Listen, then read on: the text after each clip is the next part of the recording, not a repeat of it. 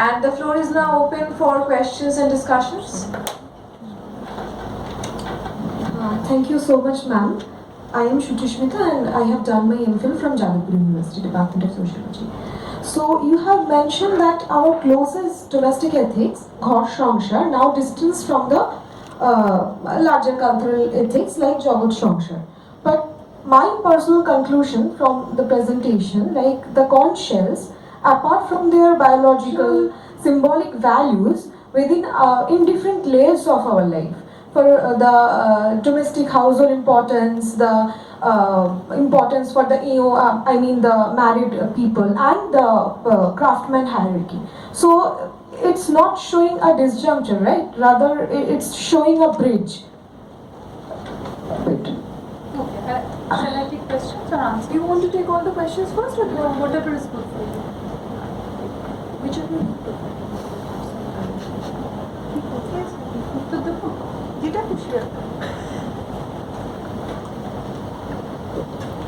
Thank you, Shuchishmita. Actually, this question deserves a long answer, but I'll try and keep it brief. You are right. You see, there are many aspects to this issue. The only one that I'll try to talk about is a kind of amnesia which is essential for what we call culture. So, interestingly, if you think about the shakha, the shank, it has always been a very vulnerable symbol. Always, right? Shakha bhenge gele ki hobe, bhanga bolar kotha na bole, shakha bede gele ki hobe, শব্দতেও আনা হয় না যে ভাঙার কথা, বা ভেঙে গেলে সেটা নদীতে ভাসাতে নেই কারণ বেহুলা ধারণা আসে. It has always been a very vulnerable symbol. At the same time, and what you're saying is also right, that all these are only showing methods of coping. I'll call them methods of coping. So when I know that there is a loss, what do I do about it? I cope with it in many ways, and that's why I've called the term I've used the term substitution. What am I substituting? Obviously, I'm trying to substitute for an idea of an original which I want to reproduce, right? At the same time, we should be aware of what this coping actually indicates. What am I coping with? I'm coping with something that I do not even wish to acknowledge, which is that in the name of my culture, I have actually for centuries been destroying other habitats. So this is my cultural habitat. It's my security, it's my sacrality. By my, of course, I mean a civilizational or a cultural or a regional, whichever way you want to put it. So it's a kind of habitat that I have in mind, and which has always been vulnerable. It is still vulnerable. It is trying to cope, as you're rightly pointing out. But it is coping precisely because it now knows that it has spoiled so many other habitats that one day may come. Like the divers are saying, 50 years ago, pearls were also there. We never thought pearls would just disappear from the face of the planet. Like today, you cannot acknowledge that 50 years hence, conches may actually disappear from the face of the planet. It is truly something we cannot believe yet. But that is the point I'm trying to get at. Surely what you're saying, cultural resilience is something which is as confounding, as momentous, as natural shifts. Culture simply wishes to deny forever that it has any connect with nature. It always wants to believe that it is supreme, it is over and above nature. Does that answer your question?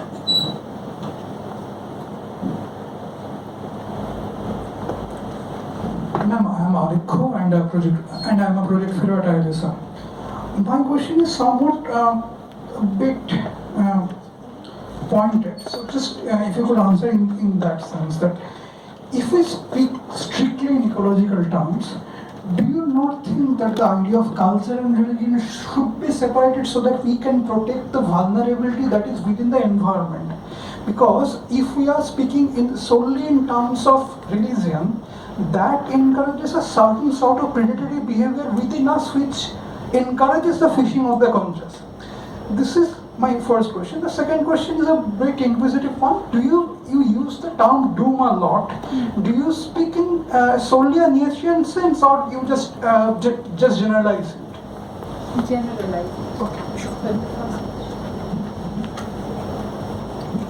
Yeah, Alekho, that's a very incisive question. Thank you. So, as far as I've understood, you're asking, you are suggesting that we continue to maintain a nature-culture divide. Because if we do not, then culture will keep predating on nature. Is that right? Yes. That's very incisive. I don't think I have a philosophically rich answer to that. But from the stage at which my thinking is at present, I think it is not impossible to try to maintain a balance. And I'll tell you why. So I'm suddenly reminded of some Shankari's response, which is ecologically not viable. Okay? But it was interesting to see what they had to say. So they said, আমরা এই শাকগুলোকে তুলতাম বলেই জল ভালো থাকতো, কারণ এগুলো যদি বেশিও বাড়তে দিই তাহলেও সমস্যা। But it's not ecologically viable because the meat will, in any case be eaten up, the shells would drown, and they would, over centuries just contribute to the rock formation, the calcium bit. So it's not viable. But if I take your question in the most general sense, can we imagine any cultural life without natural input? I don't think we can. We have to bank on nature, right? From clothes to food to everything. But it is a question about responsibility and balance. I think it's a boring answer, but an honest answer. Because, when the traditions of skin diving were present, it was not really causing too much harm. Or শাঁখের করাত দিয়ে সময় লাগতো, কিন্তু মানুষ অল্প সংখ্যা পেত, দাম কম ছিল, সেটার যত্ন বেশি প্রয়োজন হতো। So jotno at every level. I think jotno is a very important philosophical category to think about at an everyday level. কতটা ব্যবহার করব, কিভাবে ব্যবহার করব, যেটা চাইছি কেন চাইছি, কতটা চাইছি. The second bit, the quantitative bit, is very important. So yes, if we just follow the general impulse of the idea that we have never been modern, in the sense of we have never been actually able to distinguish nature from culture. All that we have said post-enlightenment about this distinction has always been false. We have always been connected to nature, right? But it is a question about trying to achieve a balance, in my sense. So ecology can be protected despite its use. Maybe.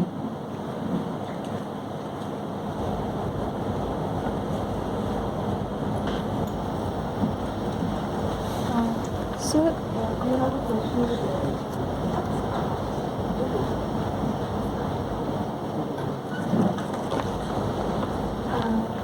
Thank you so much for the lecture. I was just wondering, perhaps this is somewhat speculative, but since we talk about vulnerability at both the natural and cultural level when we're talking about the conch and conch panel, I'm thinking aloud, when we are moving towards a synthetic replacement for the conch, which no longer has that element of vulnerability at the natural stage anyway, because, or rather at the cultural stage too, because it's neither connected to less available conches, nor is it connected to the limit of demand.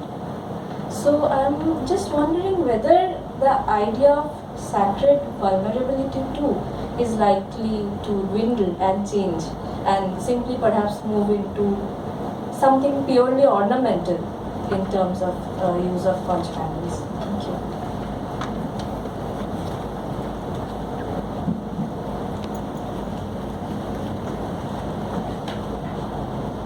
Once again, very difficult question. Yes, I have two kinds of responses to this. One is that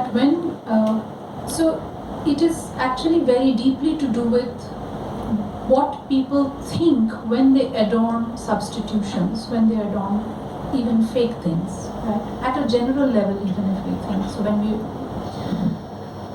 we are thinking of other populations, so tribal women, Muslim women who are wearing fake shankhas and saying yes, they look nice, so we wear them because it does not really harm our ontological connections with the Rubbo. That is one aspect. But when let's say even a caste Hindu woman wears a plastic bangle, I do not think I'm answering your second question first. The first part is more difficult. The caste Hindu woman wearing a plastic bangle, I do not think she would be happy to say that this is simply ornamental.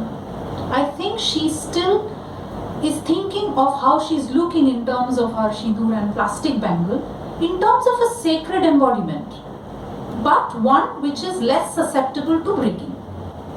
It's more complex there. I don't think it's simply a replacement of sacrality with aesthetics, but rather aestheticizing sacrality in a certain way, which also helps her maintain a social religious demeanor. This is one. But the first part is, my answer is also, putting up a new question to me. So when you ask what happens to vulnerability itself, because Shaktito, if everyone can wear plastic bangles, then nature is protected, culture is protected. Now there are two problems there. One is, this is all to do with the bangle, not to do with sounds. I have not in this presentation talked about the conch sounds, which cannot be reproduced through plastic or fiber or even metal or even matir shank, which is such a good tradition in Vishnupur, যেখানে মাটির শাঁখ বানায় যেটা বাজানো যায়, তার শব্দ আর এই শঙ্খের শব্দে অনেক তফাৎ। And it will not generate the same mood that it has forever, right? So that replacement and that sensory bit of sound being irreproducible, irreplaceable is one aspect, right? But even when I think about the bangles or the vulnerability question as such, I think that little bit of vulnerability is what kept sacrality alive. If everything was really invulnerable, the home, if there was no fear of the, of the shakha breaking or of the shankha breaking, or why did my shakha fall today? Why did my shank fall today? Or every evening, that liminal moment when one is blowing the conch for shokoler mongol hok, shopkichu, is about a kind of threshold of fear and well-being that we inhabit, right? If it becomes completely invulnerable, there would be no need for religion itself. I think religion thrives on a bit of vulnerability, but not ecological there. Just in addition to what you said, just to pitch in for a moment, even during thunderstorms, we have a culture that we blow the conch shell not to stop, that there's a belief that it's going to stop somewhere, the conch shell is blown. If that is fizzling out, that is dying out, that culture is maybe because of the dearth of the thing itself that this culture is dying out. Yes. So it has always had these two meanings of protecting territories. One is protecting the home territory, which is blowing the conch every evening or morning also. It creates a soundscape of invulnerability, territory. But of course then there is the other territory building in Juddher Shomoy, Shankho Bajan. And we all know that the recent also, the Rakas over the Shankho bill, right before this presentation. I was thinking whether I should include it and then I thought maybe not. But the idea is that invulnerability of the territory, one is to do with the domestic, and then that keeps extending to the nation, to the para, whichever way, to the gendered identity, whichever kind of territory one wishes to mark through that sound. But it is a question of vulnerability. Had it been truly invulnerable, there would be no need for so many things, including religion, including nations. I think it is a vulnerability which pushes us towards identity building, generally speaking.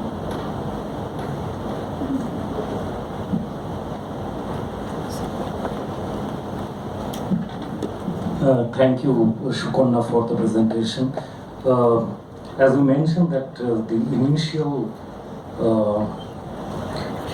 provocation for us for invited talk by you was that Bangla Prabandha, which really inspired me a lot. And I was thinking about the connection between the two because you just moment back talked about the vocality of the conch, its phenomenological impact on us, connecting it with the everyday and the sacred through that sound, etc. Now, in that way, that Prabandha and this presentation, I would say is not disconnected because, as you said during our informal conversation, that according to some views that is a bit abstract, whereas this one is more concrete, based on ethnography, and it's really a wonderful ethnography of the coastline, definitely so. But I was also thinking about a possible sequel to it, because since it is talking about ecology and the sacred, uh, the problem in the ecology post-Anthropocene affecting the sacred, and I was also thinking whether the other way around is also possible, how the sacred is also kind of protecting the ecology or can protect the ecology. So are you thinking of another project or a connected project of maybe making an ethnography of believers, what they think? Because you made the ethnography of the conch sellers, the divers, that's fine because these are the stakeholders who are actually keeping this alive. But then what about the other side, the believers, through which the sacred part is maintained, and what is their response to that declining, council and the vulnerability that we are talking about?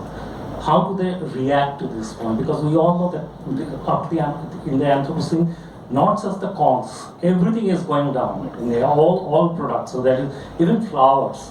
We can't see many birds, many fishes are not available in the market. Flowers are not available. It's not just the conch, which is the only declining object. So I was really interested listening to you about their reaction, because you talked with the conch sellers and the divers. Are you thinking of doing that also as a sequel? Thank you.